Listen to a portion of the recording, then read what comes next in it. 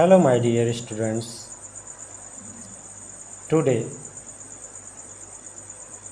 I am going to explain the next topic under the chapter Units and Measurement of class 11th, and that topic is deducing a relation among the physical quantity. यानी कि physical quantity के बीच में हमें जो है relation कैसे जो है हम फाइंड आउट करते हैं. So here I have taken a question, and the question is, find out an expression for the centripetal force F acting on a particle of mass m moving with velocity v in a circle of radius r. कोई r radius का जो है circle है और उसमें कोई जो है पार्टिकल जो है मूव कर रहा है जिसका मास जो है m है, और उस पर जो है हमें सेंट्रीपेटल फोर्स को जो है फाइंड आउट करना है. यानी कि उसका फार्मूला क्या होगा, उसका एक्सप्रेशन क्या होगा, हमें जो है फाइंड आउट करना है. ठीक है, तो इसको हम जो है डायमेंशनल फार्मूले के द्वारा जो है हम इसको जो है डिराइव करेंगे. क्लियर. तो सबसे पहले जो है हमें किसी भी फिजिकल क्वांटिटी के बीच में रिलेशन जो है डिड्यूस करने के लिए सबसे पहले ये जानना होगा कि वो जो फिजिकल क्वांटिटी है वो किन किन चीज़ों पे जो है डिपेंड करता है, कौन कौन से ऐसे फैक्टर्स हैं जिस पे जो है वो फिजिकल क्वांटिटी डिपेंड कर रहा है. सो यहाँ पे क्वेश्चन में दिया है कि ये जो सेंट्रीपेटल फोर्स है, फिजिकल क्वांटिटी है, वो किस पे डिपेंड कर रहा है, मास पे, वेलोसिटी पे और रेडियस पे. ठीक है, सो हम कंसीडर कर लेंगे कि let centripetal force F is directly proportional to m mass. अब इसका जो है एक्सपोनेंट हम क्या ले लेंगे, a, m to the power a, v to the power b and r to the power c. ठीक है, क्योंकि ये इन तीन चीज़ों पे यहाँ पे दिया है क्वेश्चन में, इन चीज़ों पे, तीन चीज़ों पे डिपेंड है, तो उसका हम एक्सपोनेंट a b c ले लेते हैं. क्लियर. ये हमने सपोज कर लिया, कंसीडर कर लिया. अब हम प्रोपोर्शनलिटी के सिंबल को हटाते हैं तो हमें पता है कि वहाँ पे हम एक कांस्टेंट ऐड करते हैं. तो f इज इक्वल टू ये क्या हो जाएगा, k m to the power a v to the power b and r to the power c. It's clear. इसको हम मान लेंगे इक्वेशन फर्स्ट. अब k क्या है, k इज dimensionless constant.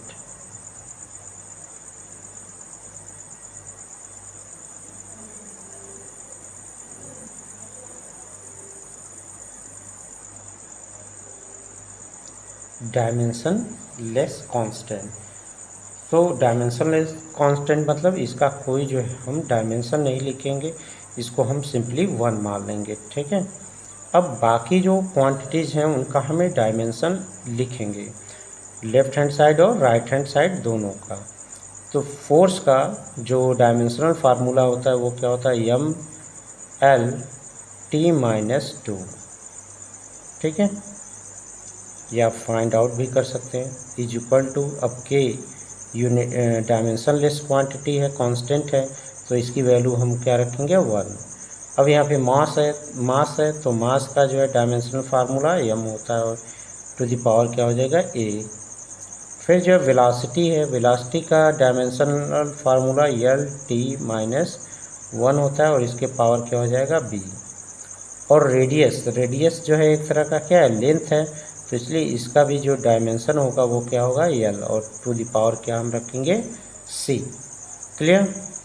अब नेक्स्ट हमें क्या करना है, इसको थोड़ा अरेंज कर लेंगे. m l t-2 is equal to m to the power a l. अब यहाँ पे देख रहे हैं l टू द पावर क्या होगा, b, और l to the power c, दोनों के पावर आपस में जुड़ जाते हैं, तो ये क्या हो जाएगा, l to the power b plus c. ठीक है, और t to the power minus b हो जाएगा। क्लियर है इतना? चलिए अब नेक्स्ट हम क्या करेंगे, comparing the dimension.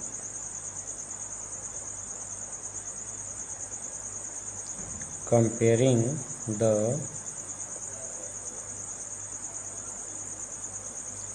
Dimensions of similar quantities on both sides we get। दोनों तरफ जो सिमिलर क्वांटिटीज़ हैं उनके हम पावर को क्या करेंगे, कंपेयर करेंगे।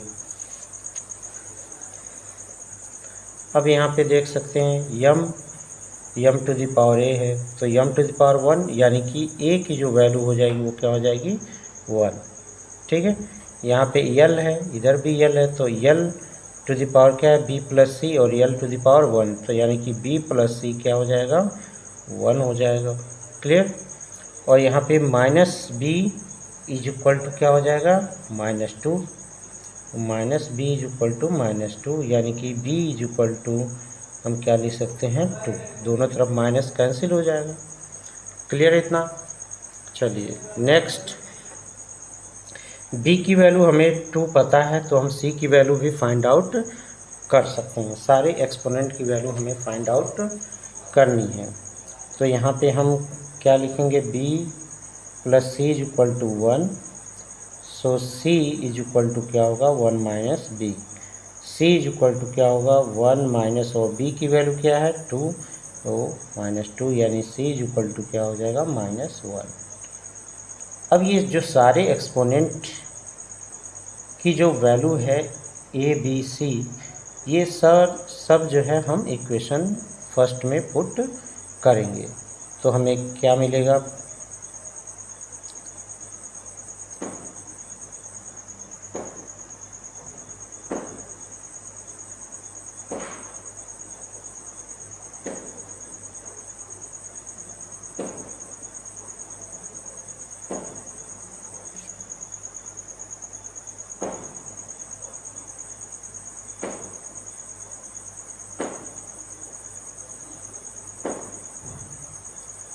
A B C in equation first we get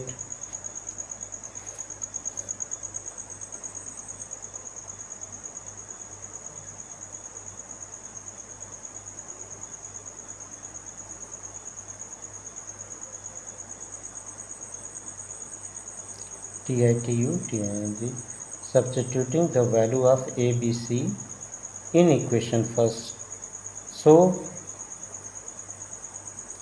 we will get f is equal to k m to the power a means 1, b to the power v to the power b, यानी कि ये क्या हो जाएगा 2, and r to the power c यानी कि -1। ठीक है, अब ये 1 को जनरली हम लिखते नहीं, तो ये क्या कितना हो जाएगा, f इज इक्वल टू के एम वी स्क्वायर, और ये r इन्वर्स है, तो r क्या हो जाएगा, नीचे आ जाएगा। सो इस तरह से जो सेंट्रीपेटल फोर्स की जो वैल्यू होगी, फार्मूला होगा, वो क्या होगा, f इज इक्वल टू के m v square upon r। ठीक है, तो ये जो एक्सप्रेशन है that is for the centripetal force। Clear? Now I will move. Now I have taken our next question, and that question is, consider a simple pendulum having a bob attached to a string that oscillates under the action of the force of gravity. Suppose that the period of oscillation of the simple pendulum depends on, यानी कि यहाँ पे ये कह रहा है कि एक सिंपल पेंडुलम को कंसीडर किया गया है जिसमें एक बॉब जो है अटैच्ड है एक स्ट्रिंग से। ठीक है, एक पतले से तार से, that oscillates under the action of force of gravity, जो कि फोर्स ऑफ ग्रेविटी के अंडर में जो है ऑसिलेट कर रहा है। सो सपोज दैट, हमें ये जो है कंसीडर करना है, मानना है, that period of oscillation of the simple pendulum depends on, जो सिंपल पेंडुलम का जो पीरियड ऑफ ऑसिलेशन है वो इन चीज़ों पे डिपेंड करता है। पहला, मास यम ऑफ द बाप का जो मास यम है उस पर। दूसरा, लेंथ यल ऑफ द पेंडुलम, जो पेंडुलम का लेंथ है उस पर। और acceleration due to gravity small g पे एट द प्लेस, उस प्लेस पे, क्योंकि हमें पता है कि जो स्मॉल जी है वो जैसे जैसे प्लेस चेंज होता है जी की वैल्यू भी चेंज होती जाती है। ठीक है। So it's saying derive the expression for its time period using method of dimension. तो हमें यहाँ पे जो है क्या फाइंड आउट करना है, टाइम पीरियड फाइंड आउट करना है। किस मेथड के द्वारा? डायमेंशन मेथड के द्वारा, यानी कि डायमेंशनल फार्मूला का यूज़ करते हुए हम जो है टाइम पीरियड जो है फाइंड आउट करेंगे। ओके। सो मैंने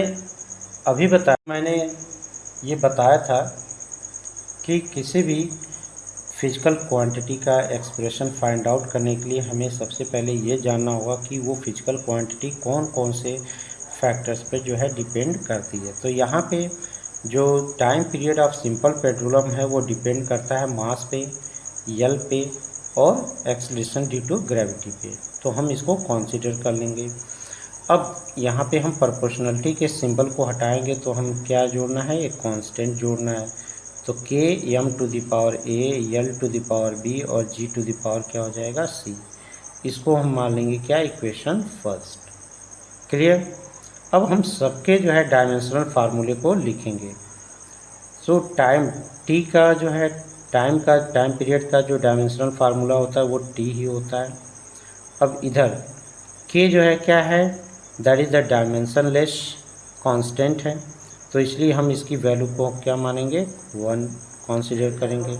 मास है तो मास को m to the power a, length है तो l to the power b, और एक्सेलरेशन ड्यू टू ग्रेविटी यानी कि ये सेम है किसके जैसे, एक्सेलरेशन के जैसे। ठीक है। तो यहाँ पे हम जो है एक्सेलरेशन का जो डायमेंशनल फार्मूला होता है वो क्या होता है, यल t-2 और टू द पावर क्या हो जाएगा c।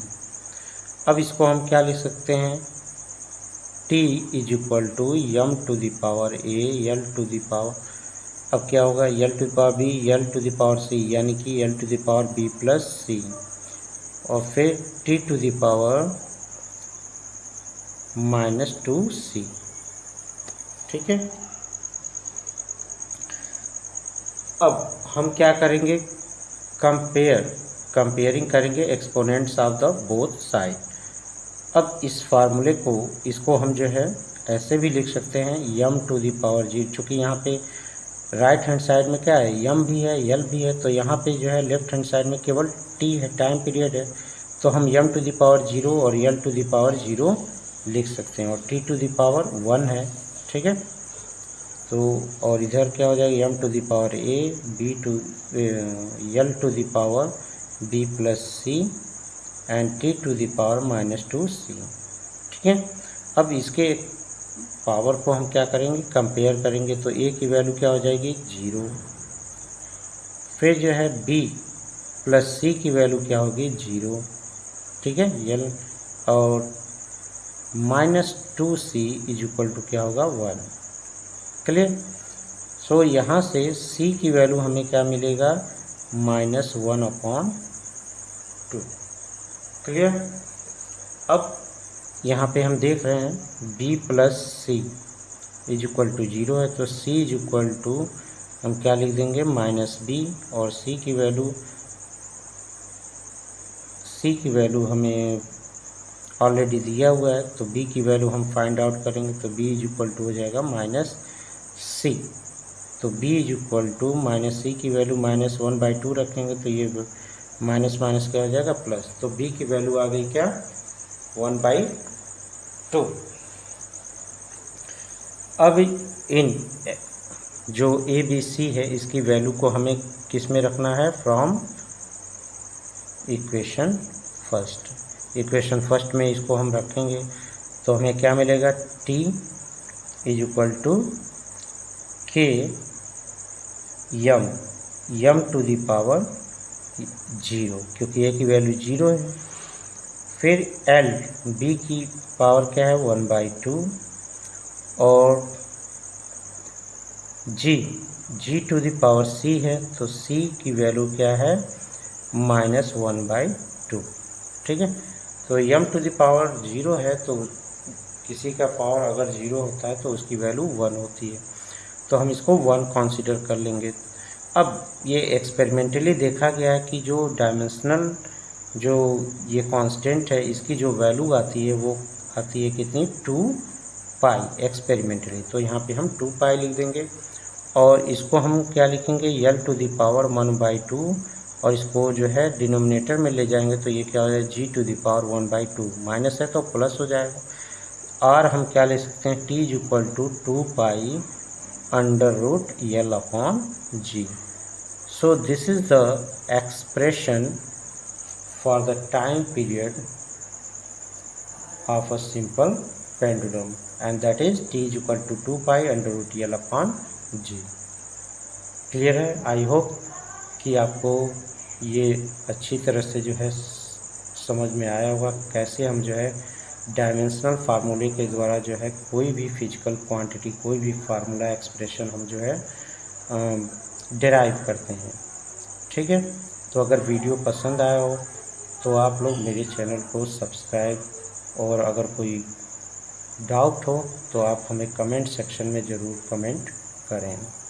Okay, so thanks and have a good day.